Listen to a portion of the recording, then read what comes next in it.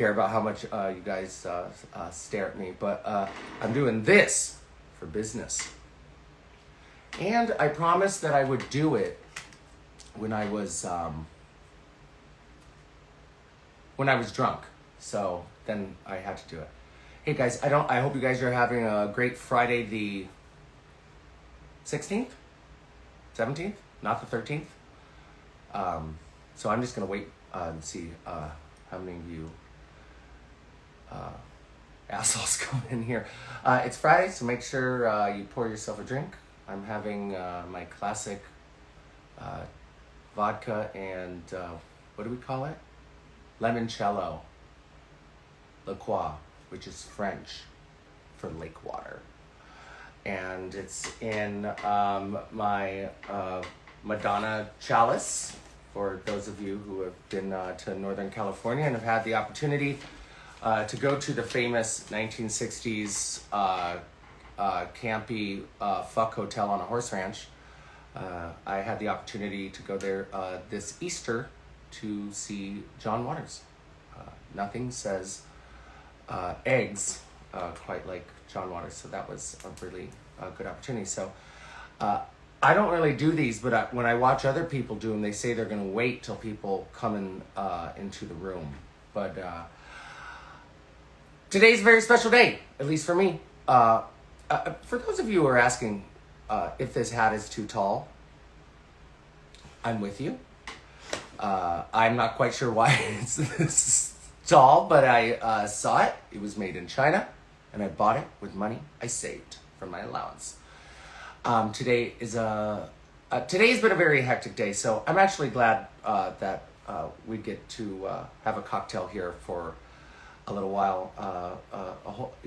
Shit always hits the fan when it comes to the House of Haunt and Sharon Needles in general.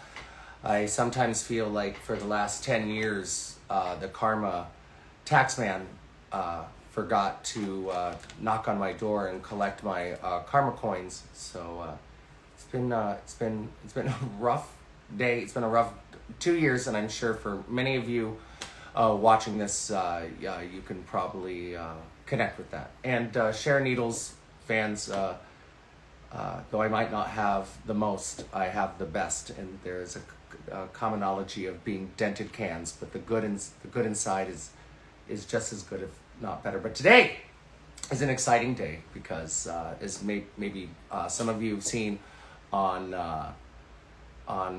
Instagram and other social platforms, that the pre-save for my new single Absolute Zero, off my for some of you much anticipated, and you guys have been very patient, for my upcoming record, Absolute Zero. Now, the single will be dropping in a week from now, and that also includes the video. So I thought I would connect with you guys, even though I don't want to start hawking my goods, because it has been a while since I've put out music. Now, you know, a lot of RuPaul's Drag Race girls put out music.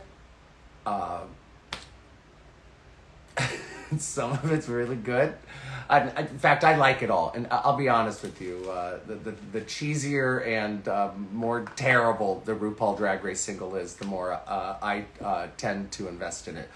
But when I won RuPaul's Drag Race 10 years ago, in fact, it's been a decade since I was the future of drag, all I wanted to do was to produce records and write music, because music, for me personally, has saved my life, and for people of my age category, kids from the 80s and in the 90s, music was kind of our only connection to fashion, queer culture, underground fantasies and stuff like that. And I grew up in a small town in Newton, Iowa, so I was never really nurtured into the gay lexicon of music. So, while, gay kids in bigger cities were listening to Britney Spears or Robin or Christina Aguilera, I was listening to My Life the Thrill Kill Cult and KMFDM and Ministry. But that's just because, I'm really dark. And since then, I've had the great opportunity to, of course, create my first record, PG-13, with songs like, Call Me on the Ouija Board, and This Club's a Haunted House, and Dressed to Kill. And then I moved more into kind of a headier, ethereal, more mid-tone record of Taxidermy, because I met the man of my dreams that I knew I would spend my entire life with. And so I was so on a love high that that's what created Taxidermy, with songs like, Dracula and Dead Dandelion and Hollywoodn't. And then I kind of moved more into my grittier, darker roots and my love for, Genesis P. Origin, Psychic TV, and Front 242, and Marilyn Manson. And that's when I created Battle Axe, which was my more aggression record. So I always try to put themes on records. So my first record is, I call it my toddler record, because it makes no sense. It's almost a soundtrack to a movie that I was starring in at the time, because I went from a downtown punk, drunk Pittsburgh clown to probably the most recognized GLBTQI artist in the world. And I don't try and pat myself on the back or suck my own dick that much, but I will say that I'd like to think that I turned RuPaul's Drag Race from a beauty pageant into an art gallery, and and it being the first voted on crowned queen, I can only thank you guys for that. And it gave me so much more hope for this world to know that queer culture was a lot darker and freakier and unapologetic and button pushing and transgressive in the way I like it. So my records, PG-13 was kind of a soundtrack of a baby, and then Taxidermy was my love record, and then Battle Axe was my violent record, and then I made Spoopy, which, thank you all of you for not buying it, but they all can't be winners. And that record was basically a record of my favorite campy Halloween classic covers. So that one was just more of a gift for all you Oh My Goth kids out there, and people who love Halloween. Because I always say, I'm the queen of Halloween once Elvira dies. You know what the difference between me and Elvira is? About 8.5 inches. Could be fatter. So I had time to work on this record, and then coronavirus happened, and the political world was falling apart, and my marriage fell apart. My reputation was being challenged by a psychopath. My best friend passed away. My mom got cancer. I was at a point in the summer of 2020, and of course this is all going on while the Black Lives Matter movement was making their voices heard. There was a point where I was waking up every day and wondering if I had fucking died and I was in fucking hell. And with my mom being sick, and the person I never thought would ever be out of my heart and my bed was gone, and my friend passing away, I really turned back to music, and I realized that punk wasn't doing it, industrial wasn't doing it, metal wasn't doing it. What really did it for me was, because I love all genres of music, from Appalachian country folk music all the way to just noise music, the sound of static on a television set. But there was one genre of music that just, I'm telling you, it saved my life, and that is the concept of disco. Disco has its roots in black culture, in queer culture, in dance culture, and in drug culture. And these were things that I really, really, really were identifying with. Performers like Amanda Lear or Penny McLean, Georgia Moroder, Cerrone, the Bee Gees. These were sounds that were just lifting me up so much. Sometimes the lyrics are so stupid and they're so nil. But it was just what I needed at that time, was that 172 BPM which is the sound of confident walk beat, was inspiring me so much, and that's what inspired me to make my new record, Absolute Zero, Sharon Needles' first disco record for the summer of 2022. No, I want to explain now, and if you guys can see in the title, it says you can tip me, because I'm not on that All Stars Hall Winners. I declined, maybe not. But if you want to tip me, you can see down there. You can go to Sharon Needles 666 on my Cash App and give me some money because I'm running out. But I want to explain the title of Absolute Zero. And Absolute Zero, for those of you who don't know what the definition is, it is the coldest temperature recorded in outer space.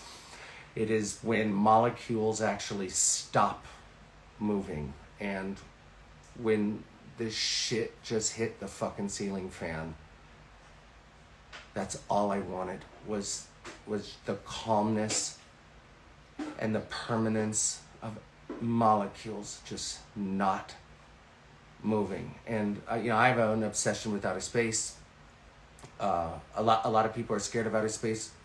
It's where I want to go when I die. I want my body catapulted so I can see the cosmos.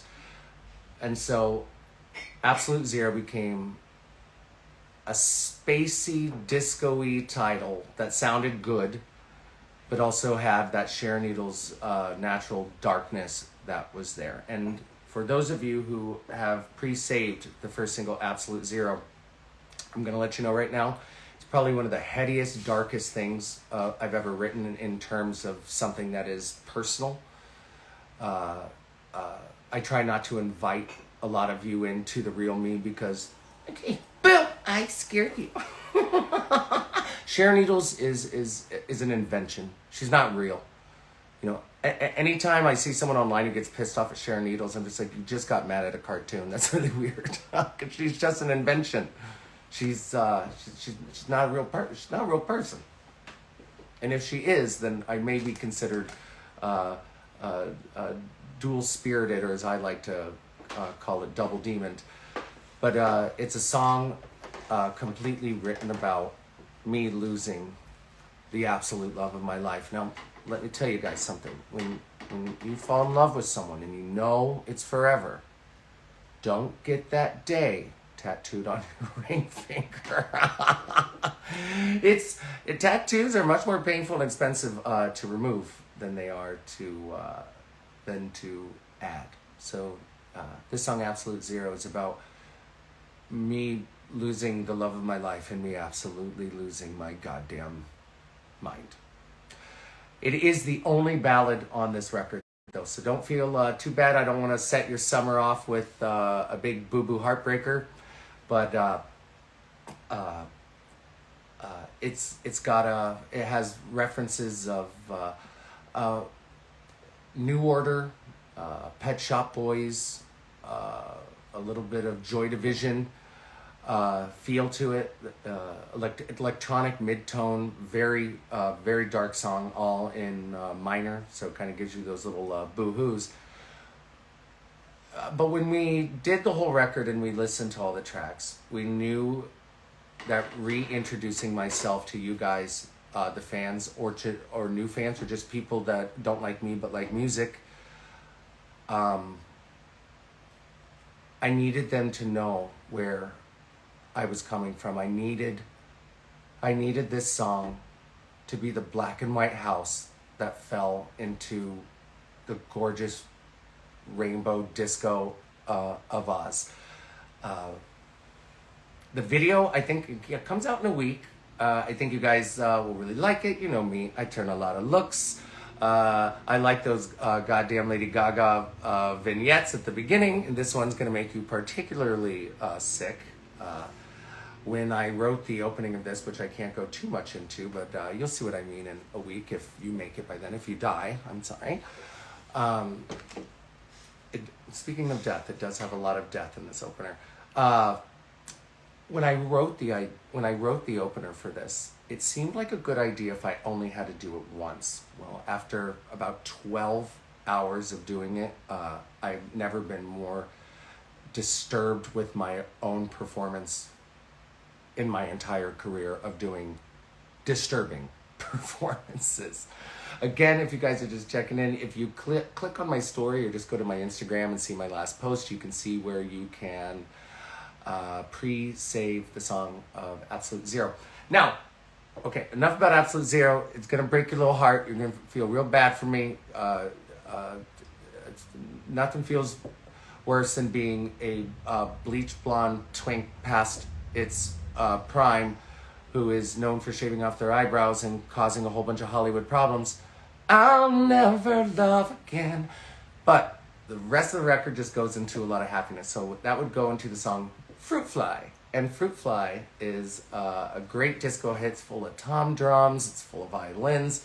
We use so much orchestration in this. It is not just a pop produced record. There is so much real orchestra instrumentation in this, just like how disco always was, which always made me wonder why people try to say disco is dead when disco actually has more instrumentation, vocalists, and writers than any other genre of music, but that's just the racism of radio in the 70s.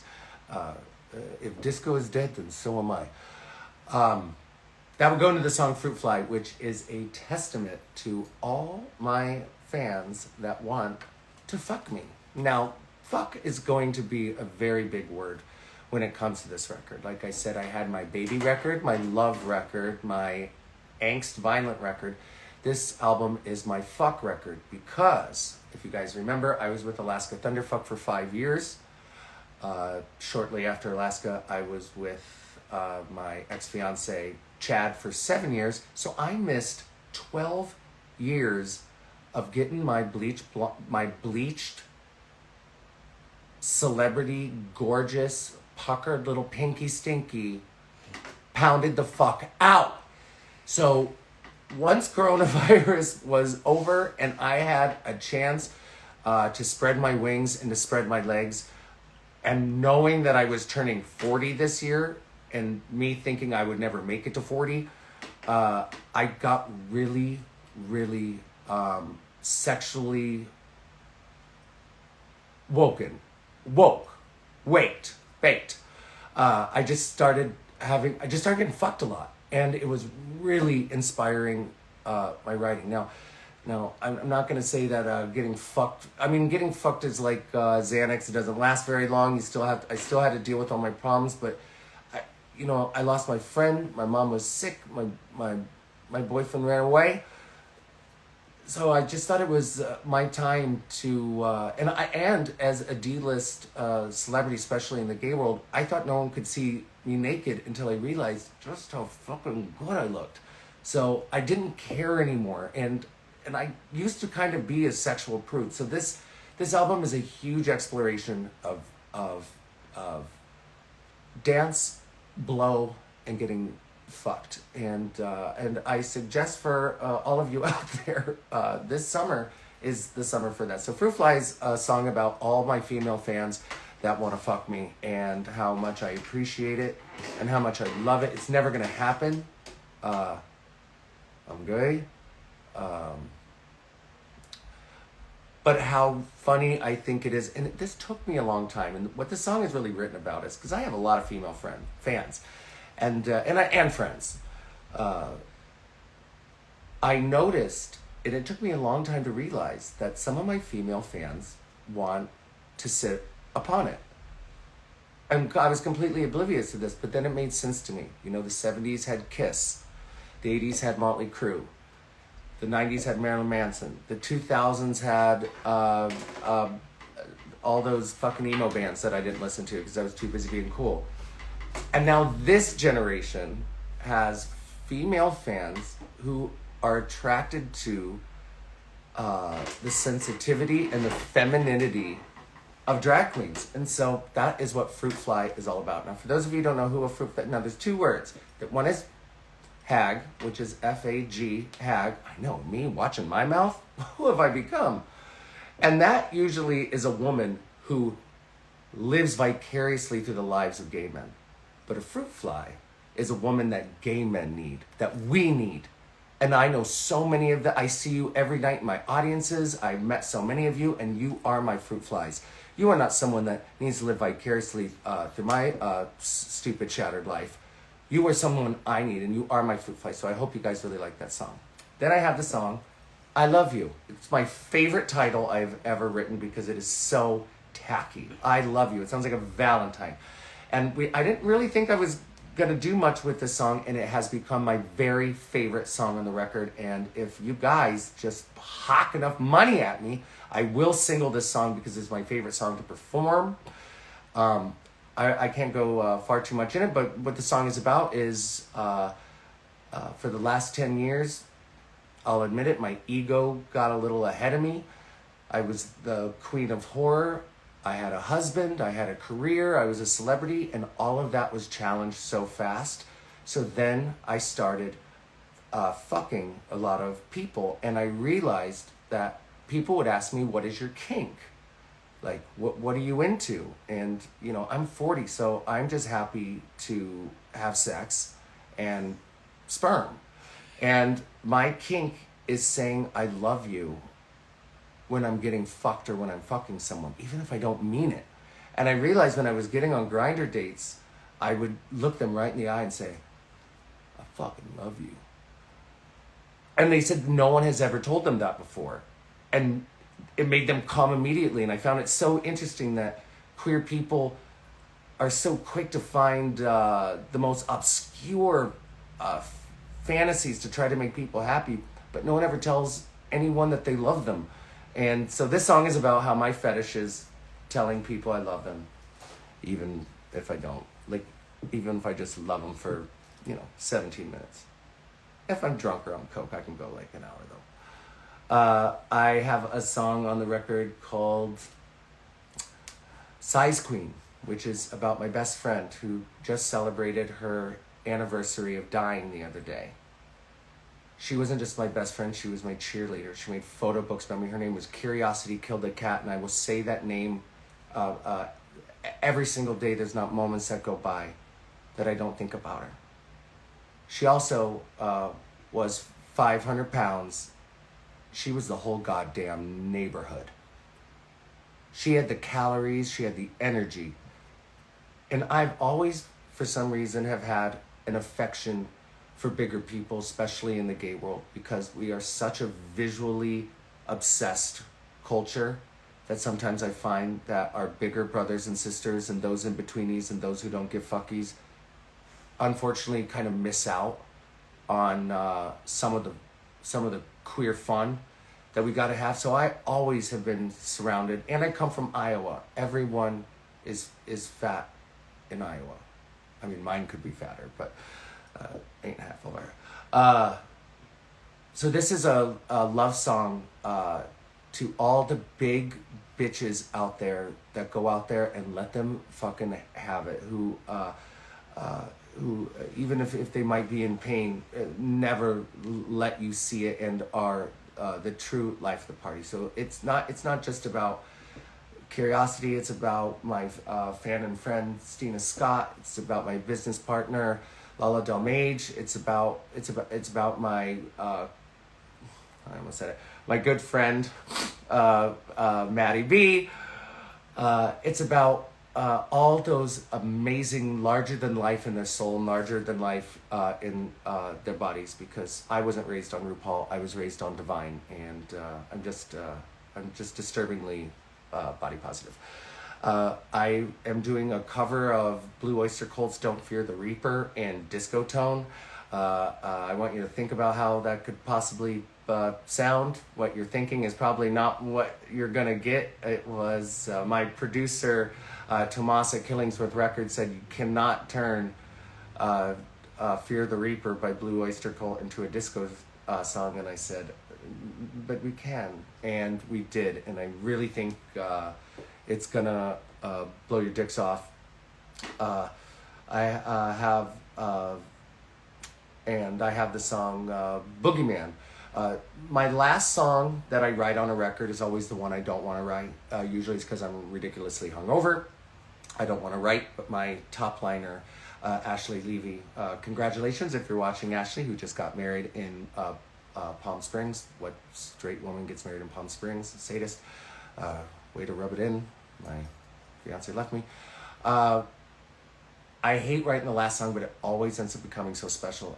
Dress to Kill was the last song I wrote for PG-13. I did not want to write it. I wrote it on far too much cocaine, darling.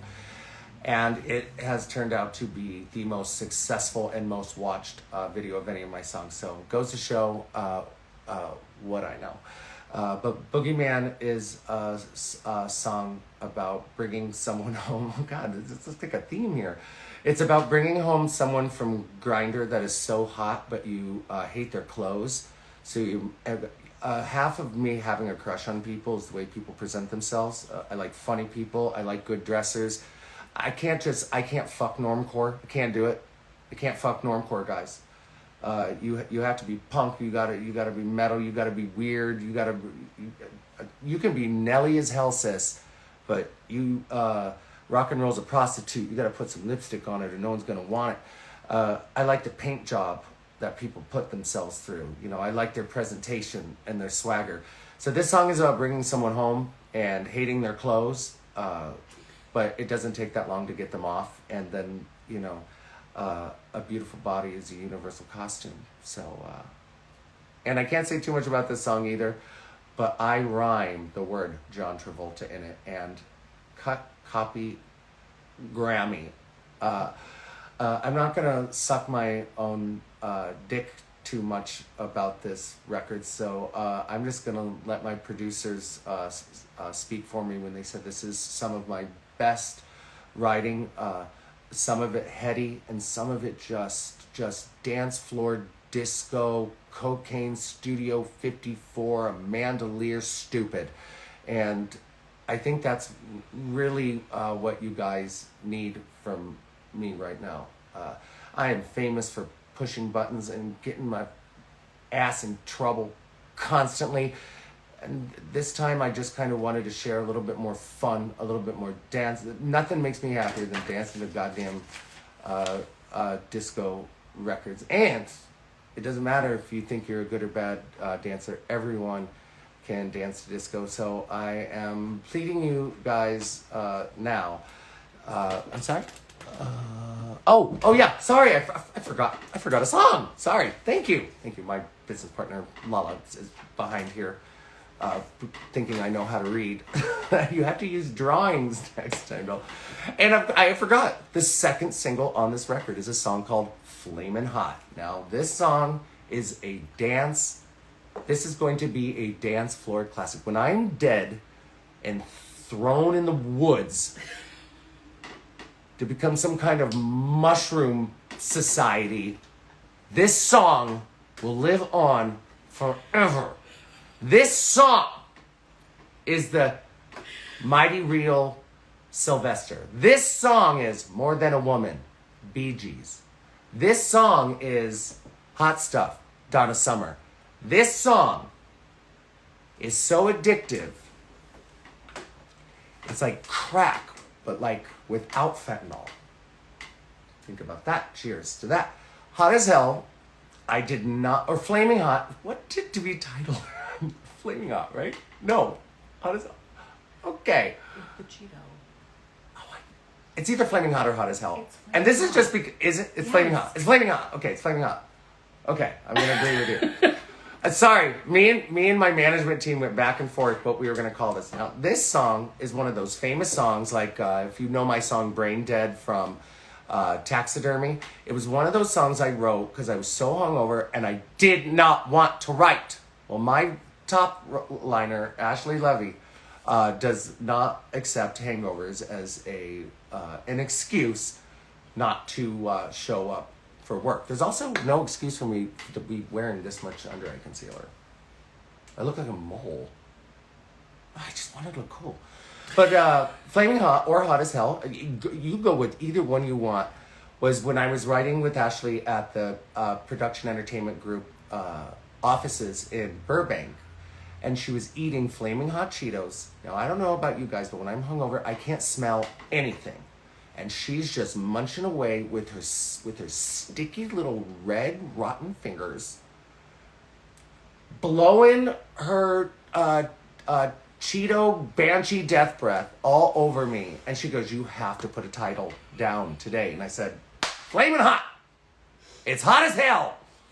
And the song is about being in a really, really hot discotheque and being so, so hot that once you hit that limit of sweatiness, you don't even care how you look and just dancing the night away with a boy or a girl or whatever, or whoever, or a dog or a helicopter or a crab, a giant fucking crab. Don't bring up the crab, Lala.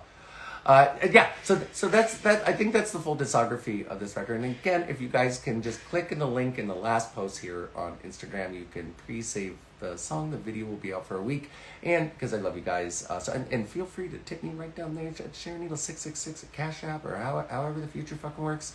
I need money. You're all making drinks too famous. But I'm gonna take some. I think we covered it all, didn't we? I think I did pretty good. Yeah, I did all right. We're gonna take some questions, and Lala's gonna feed them to me. Did we already get some of those on there? Or if you guys have any questions, you can put them down. Preferably more music related or album related, or any questions you have about disco, the history of disco, or anything about disco. I'm going to start with a simple question. Will there be music videos accompanying any of these songs? First question, will there be music videos coming? I think we went through that. We already have 2 in the can. Now, you guys have to realize coronavirus really put an unlubed dick in my fruit cellar. This album has been almost done for 2 years. I've been sitting on this baby for 2 years while I've been watching my compadres in the music industry come out with disco record after disco record. When I'm telling you, I had this disco fantasy first in the future of disco. But yes, we have 2 in the can already, and that's for Absolute Zero and Flaming Hot. It might possibly become Hot as Hell. I don't remember. And hopefully, depending on how much you guys love it and how much coins I can get, because that shit's expensive, hopefully we can push it more, because this record just makes me so happy. And it's time for us all to heal and just be happy and stop being such little assholes and dance. Whoa, I just spilled all over me. Someone asked, what did John Waters say to you? I think they were talking about the Madonna Inn, and although we did not speak to John at the Madonna Inn, I thought you might want to answer by telling the story you told me about the other time you met John Waters. What John Waters said to me at the Madonna Inn. Well, John Waters is a real celebrity, not like me. I'm a celebrity impersonator. So we didn't get too close. It's kind of like you had to pay a little extra, I think, to get a little quick pick with him. But I met John Waters so many damn times that I don't think there's much you could tell me that I don't already know. But I did. The first time I did meet him, I was wearing a shirt that says "I love Dexter Fishpaw," because Kenneth King, who plays Dexter Fishpaw, the Baltimore Foot Stomper, I think is the hottest person in cinema. And he told me that he was now currently 350 pounds, but that his son looked exactly like him. So if Kenneth King's son, if you're watching this right now, hit me up. I'm hot as hell. Fuck, dude, I'm about to come. Any other questions? But then what did he say to you about Tammy Faye when you asked him if he would ever make Tammy Faye? Oh, well, he's told me so many things that I didn't know which one you were referring to. I met John Waters another time, and I said I loved how he took out of work or kind of past their prime actors, whether it be Tab Hunter or who robbed the bank, who got the Stockholm Syndrome, or Tracy Lords, or he likes to work with kind of past their prime or under the radar. Patricia Hearst. So I told him, would he ever consider casting Tammy Faye Baker in a film, and he said that he absolutely hated her. Look who's laughing now. Academy Award. First, which way is Tammy? Oh, there it is. Oh, there's my new mom tattoo. None of you have seen it. Isn't that cute? It's pink for Breast Cancer Awareness Month. I just really liked this question. When is the Berlin Techno Sex Dungeon record? When is the Berlin Dungeon Techno sex dungeon record coming up. Well, thank you for asking. You want a little bit of ball gag Lords of Acid fantasy. I'm dressed for. I'm assuming you brought that up just because how I visually look in tacky fishnet muscle tees, leather vests, and a hat that may or may not be proportionately too big. But I don't know. Right now, I'm just focused on motherfucking disco, because disco's not dead, and neither's my career.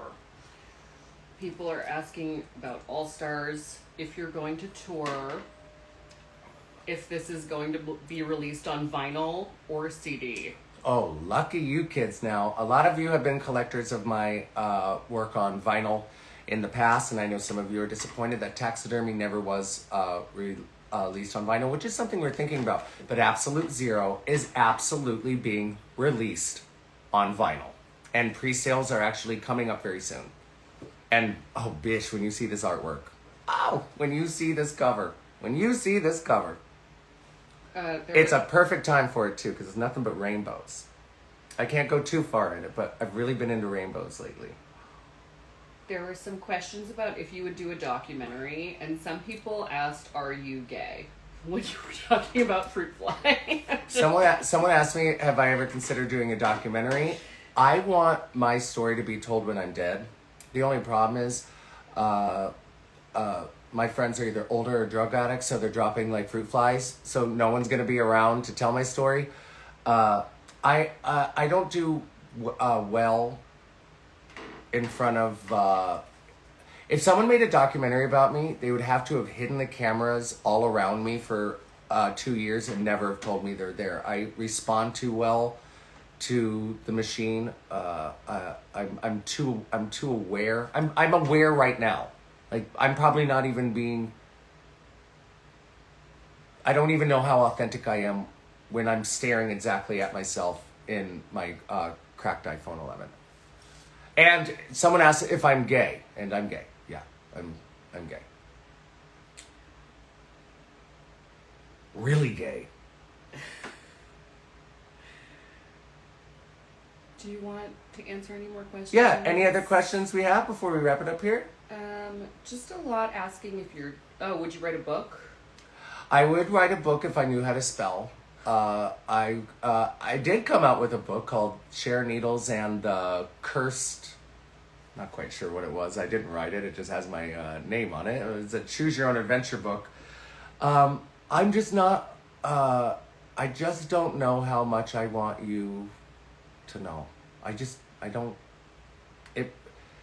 If someone wrote me a check and said, tell the story, I would, but my life is so dirty and so dangerous. What if you could have it ghost written by Laura Albert, who wrote all the J.T. Leroy books?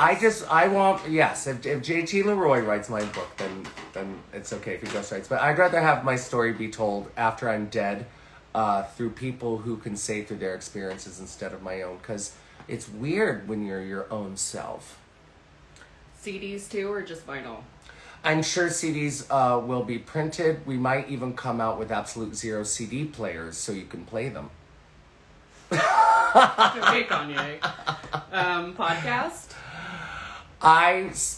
Someone asked if I would consider a podcast. I spent so much ridiculous money, in the thousands, on podcast equipment.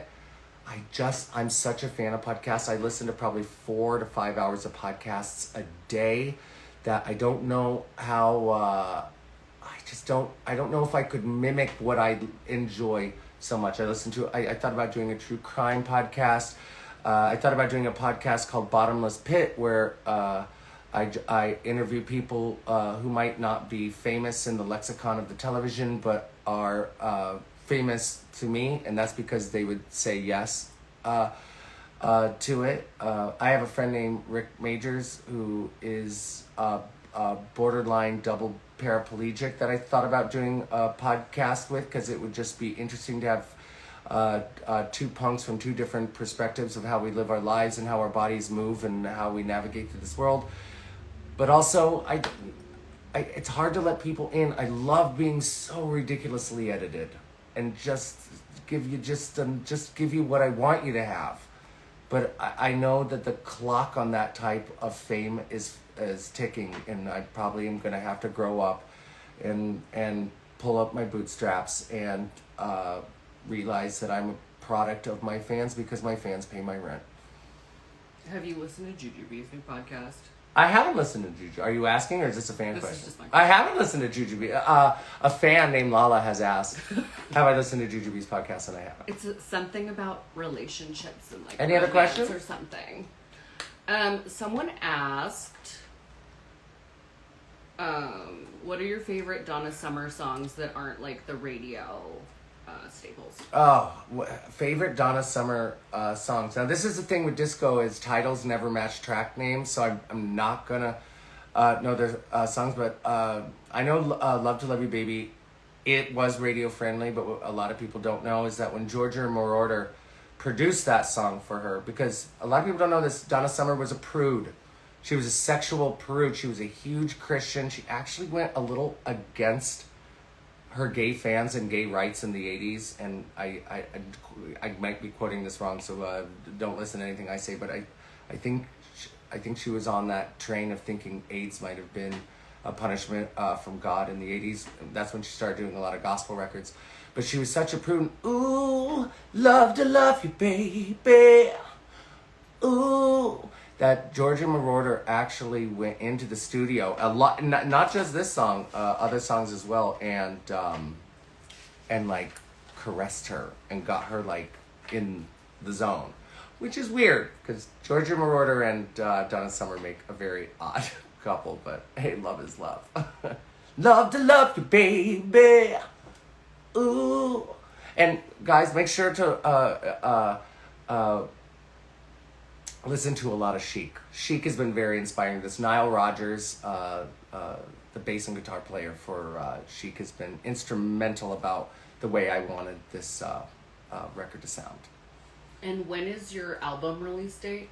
The album release date is I don't know, because I am irresponsible about reading emails. Some people are really asking over and over again about All Stars and touring, but... I'm not on All Stars All Winners, and I'm glad I'm not, because that is a very hard cast to compete with.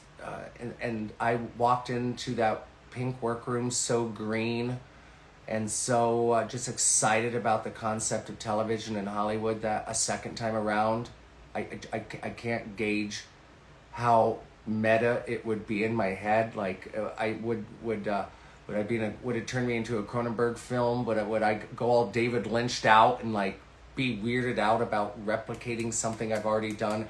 And not only that, competing against my compadres, my friends, my sisters, people who I have toured 47 countries with for the last decade, and try and create good story content when we clearly enjoy each other's company and love each other, and it would be a hard one, and it would just be terrible because I'm so good at drag. I say this all the time when people say Drag Race is hard, or I went to Drag Race and I got in my head. I always think it's crazy because out of every artistic product I've ever created, winning Drag Race is hands down the easiest thing I've ever done. It's so easy. It's so craft project, walk down a hallway, couple of jokes.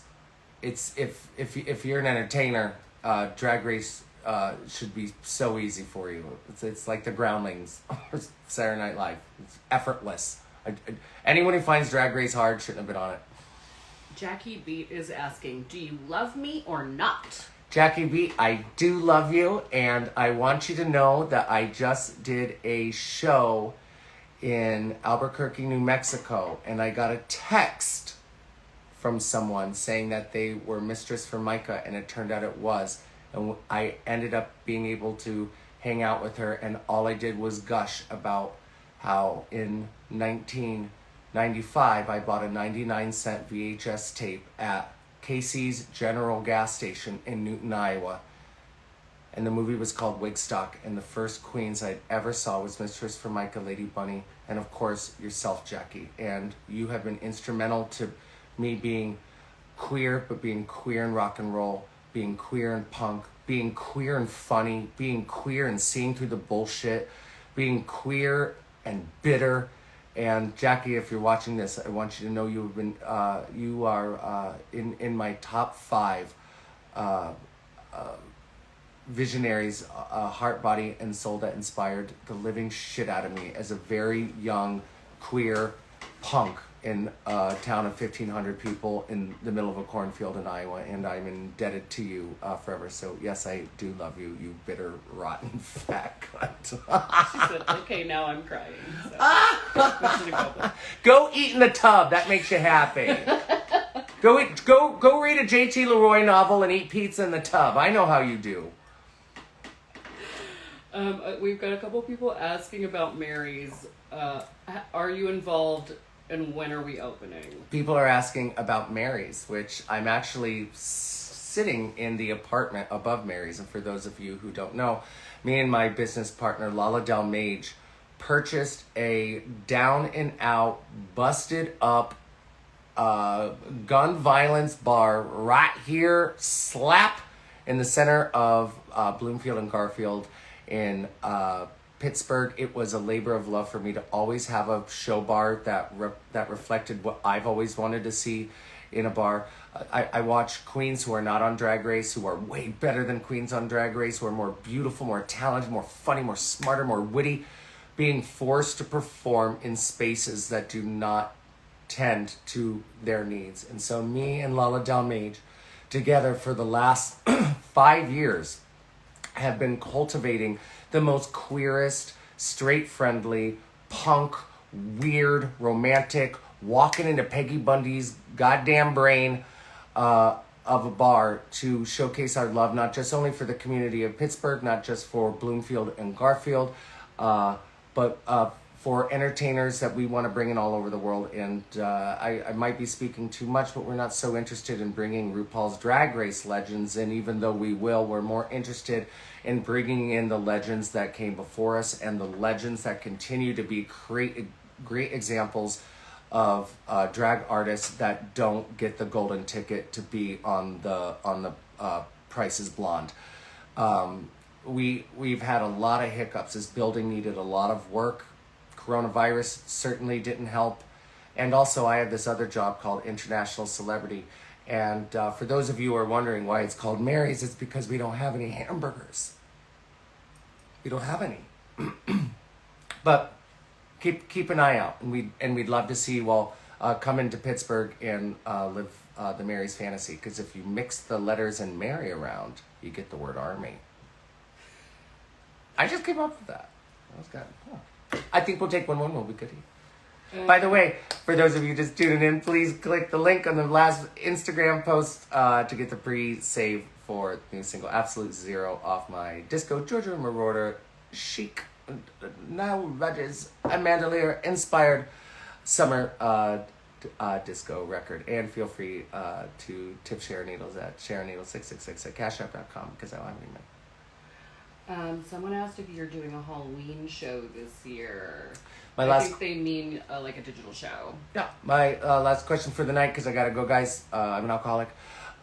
Is am I doing any Halloween shows? I know that I am booked the 28th of October at 340 in Pomona. And if you guys know anything about me, that bar, either girls love it or they hate it, and I absolutely love being there. Wes has been someone who has supported my career and has been there for me for over a decade. So if you guys are in the Pomona area in Southern California in the Inland Empire, come see me on the 28th for Halloween. Anyway, guys, thank you guys so much. I just wanted to check in. I don't like doing this, but I actually had a lot of fun.